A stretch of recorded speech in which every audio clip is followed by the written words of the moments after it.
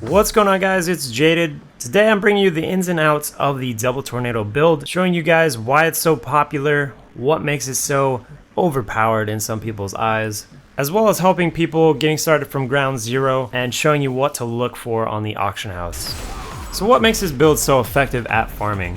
Really, the only way to answer that is the entire kit of this build works well with each other. It's extremely efficient because of the move speed. You have tons of mobility, you never stop running, unlike other classes who maybe have to stop, take a moment to shoot or cast a spell. The Barb is always on the run, and due to Sprint, Wrath of the Berserker, you're moving extra fast while doing it, and you're doing 2 types of damage on the go as well. So let's jump right into the skills and see what makes this build tick. So let's go down the list here, starting with Bash. Now Bash's main purpose in this build is just to gain Fury. So that's why I go with Instigation. You know, I want that extra Fury gain. Some other people with other builds and other gear, they toy around with things like Pulverize, things like Clobber, but ultimately I keep coming back to Instigation whenever I switch. And the main reason for that is it's the only one that can keep up my Fury. You know, if I'm just bashing away at a target, it's going to give me so much Fury that it's going to make Thrive on Chaos, you know, Wrath of Berserker. The buff duration is going to increase, and no other rune seems to do that, so that's what I keep sticking with. Now Bash is also a great finisher, meaning if for whatever reason you stop getting your Sprint Tornadoes off, since they have sort of a wind-up period of doing damage, Bash is just instant damage.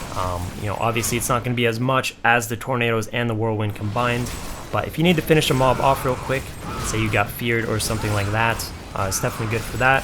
It's good to just use it on barrels and you know, any environmental things if you need to get the Fury to keep up your Wrath of the Berserker. So again, if you're just starting out, stick with the Instigation, and you know, when you get more gear or you get more comfortable, maybe play around with the runes a little bit. Up next we got Whirlwind, and really the only rune that's really viable with this is Hurricane. Blizzard hasn't left us a lot of options in terms of runes for this. We saw an emergence of Volcanic Eruption being used with percentage of fire damage on weapons, but really for this build you're gonna seriously just go with Hurricane. There's no other option, and that's for one reason, and that is getting your tornadoes off, because it's really uncomfortable when you're slow moving, and if you're slow, the tornadoes with Sprint are much harder to get out, so that's really our only option. Something to note with Whirlwind, you don't get affected by things like Vortex and Knockback, but only while you're using it. So if you happen to not have Wrath of the Berserker up, and you see a mob's gonna mess with you and it has Vortex, you know, just start Whirlwinding if you got the Fury. And of course the main utility that Whirlwind adds is the ability to not collide with any monsters. This is so big, no other class really has something like this, and it allows you to get just through doorways, through any narrow corridors that you might get stuck in. You know, if something walls you up and then is blocking you off, you could just Whirlwind out. Not through the wall, of course, it's not that OP. Alright, now Wrath of the Berserker, Thrive on Chaos.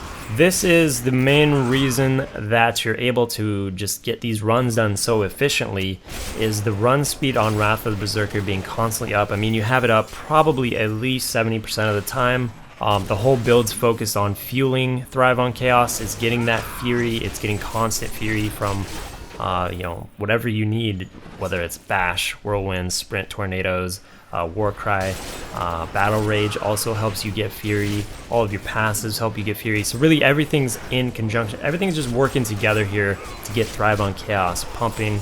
All the stats this thing gives you is just helping you out immensely. Now, while you have Wrath of the Berserker on, you cannot be CC'd, of course. One of the main things that stops a Whirlwind Barb in its tracks is Jailer, of course Frozen.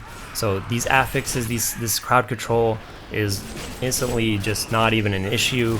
Now the movement speed stacks, so you can get 25 on your gear, you can get 20 on this, and then Sprint as well, so it all stacks up. It's really just one of the best buffs in the game. I mean, some people don't go with Thrive on Chaos, some people like going with Insanity or Slaughter, but really for this specific build that I'm showing you and that I love and I find the best, for my specific gear and just my playstyle in general, I like having Wrath of Berserker constantly up, moving at that max run speed possible, getting the runs done as fast as possible. All right, now sprint. So sprint is your second form of main damage while you're whirlwinding. So it's really what helps you do just so much damage at once. You're doing the tornadoes from Run Like the Wind, and you're whirlwinding at the same time, so it's doing two types of damage together. If you're new to this build, or if you're new to Double Tornado, using Run Like the Wind is one of the things that you'll have to get used to doing, and just learning like how big of a circle you need to make in order for the tornadoes to come out, because if you take too tight of a diameter, then the tornadoes just don't come out and you're not doing any damage with it. So you need to make those kind of wider angles and wider circles. Again, no other rune really has purpose here. Run Like the Wind's the only one that's giving you these damaging tornadoes. And of course, another great thing that sprint adds is the ability to get from point A to point B faster. You're constantly sprinting. You know, if you ever need fury, just hit a barrel and then sprint through even farther. And you just keep going like that forever. Next skill, Battle Rage, into the fray. This is giving you 3% crit chance, 15% increased damage, and again, it's fueling that fury generation. So whenever you crit, there's a chance to get a massive amount of fury, and this is what's going to help you do more sprinting, more whirlwinding. It's going to fuel your Thrive on Chaos, and you know, this is really a build that survives off of having fury, and Battle Rage is one of those reasons that you're able to get so much. There's not a lot to say about the buff. Basically, you can use it as a fury dump if you're ever full. Because when you're full on fury, you're not gaining any fury, so Thrive on Chaos is ticking down, and you're not getting that cooldown or that buff reduction or duration increase, rather. So if you ever find yourself full, just spam Battle Rage, spam your sprint to get down even lower, and then you'll gain fury again. Warcry, Impunity, not much to say here. It's giving you all your resists. One thing is, it is great for giving you like a little bit of fury burst if you need some. If there's no mobs in the area and you're going to run out of Thrive on Chaos, you want to save this when you need it.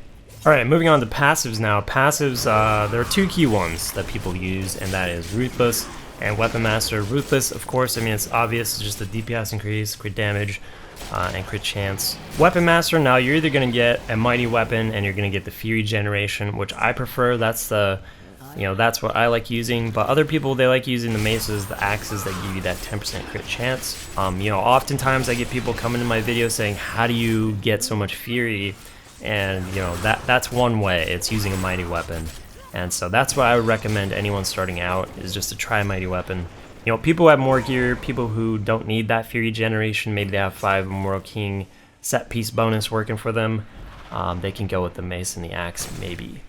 But you know, it's all preference. So and the third one, again, another slot here. This is really where you have some leeway. I've seen a lot of different Double Tornado barbs use things like Nerves of Steel, Boon of Bolcathos, and really that's it. But there's really not a right answer here. I like Animosity. It gives you that max fury, which helps a lot, and it gives you more fury generation. I mean, how many times can I say it? It's all about fury generation? So I mean, that's what I run, that's what I like using, but feel free to experiment a little bit. You know, if you need the defense, get Nerves of Steel, and Boon of Bolcathos is really for people, again, maybe they have the 5-piece Immortal King's bonus and they don't need the fury generation.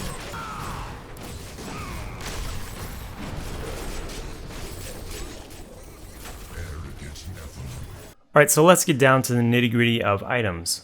Now, if you're just starting out, you're going to want to focus purely on defense. Until your defense is, you know, up to snuff, until you can survive and sustain, you should not be looking at any type of offensive stats. So, you know, throw strength out the door. Even though strength does give you armor, you know, really we need to focus on vitality.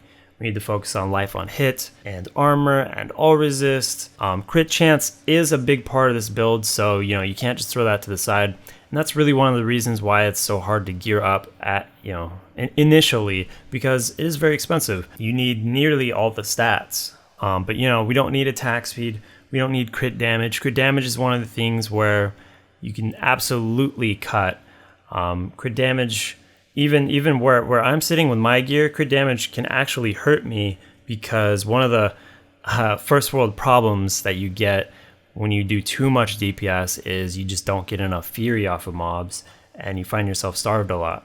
So crit damage is definitely one area that you can sacrifice if you're on a budget. But let's go down the core pieces here. I mean, you basically want all resist, strength, vitality, and you know you're gonna want to get the most out of each piece in those respects. And it's gonna depend. I mean, the auction house changes on a daily basis. It's constantly changing. Better gear is getting cheaper all the time. If you're just starting out, that is. So if you're watching this a month from now, you could probably get much better gear. But one thing that you can do is, instead of looking at 60 all resist for all the items, you can cut that down to 40 and try to get some armor. You know, that's just a little trick you can do, because typically those items are cheaper, but you know, you're getting about the same value out of it. The other thing is you're gonna want to have around 30 crit unbuffed. 40 is ideal, but 30 will definitely work, because once you're buffed with Wrath of the Berserker, you know, it obviously gives you 10% there. You're gonna want run speed on your boots. That's a big one. I mean, run speed is really important, but you don't need the max right off the bat. I mean, I ran with 12% for a very, very long time. Overall, you're gonna want something like 700 all resist buffed, like 5,500-ish armor, maybe a little less. You're gonna want somewhere in the range of 1,000 life on hit, and at bare minimum, somewhere around 30k health. These are just approximations. I mean, your mileage may vary depending on what you're picking up. And of course, you know, when you're starting out, just like I was at one point, you're gonna run into mobs that you might have to skip. Your gear's just not good enough to deal with them. Things like the Fat Goatmen that buff the insane shield. That insane shield buff that they have is pretty OP, and you might have to skip stuff like that. So only once you get the defense, then you can start looking at offense. But speaking of offense, let's talk weapons. Now, for your main hand, I like to go with the mighty weapon, like I said before. It gives you that extra fury. You're going to want the most damage that you can get on your main hand. Again, don't look for a socket in the weapon if you need vitality first, or if you need life on hit first. Get those things before you're getting the crit damage. And then for offhand, we got a couple choices here. So originally I ran with a dagger, and it had a socket, it had crit damage, it had 800 life on hit, and that was it. That's a good offhand. That's a good starter offhand. It had like 400 DPS. This is really where you can spend your budget elsewhere, because you can get a really cheap offhand weapon and it works great. And at a certain point, I switched it up and I went with the Sever, which is, you know, it got a revamp in 1.0.4. And if you want to know more about this weapon, it kind of changed how I was playing a bit. You can go check out my Sever video, but basically, you know, I'll give you the short of it. It does a crap ton of damage when you do a killing blow on a monster, and you can take advantage of that by using lifesteal, because the damage is just so absurd.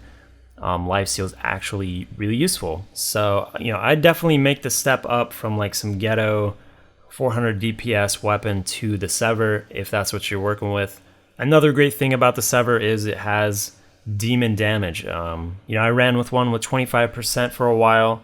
25% extra demon damage is actually insane, because there are so many monsters in the game that are demons, and I also had 5 on my chest, so I was getting 30% extra, which is it just really helps your farm out. I wouldn't say Sever is the best. I mean, obviously at some point I'm going to change it up and get back to the life on hit deal, because it's just a more solid way to play. But you know, don't discount Sever at all.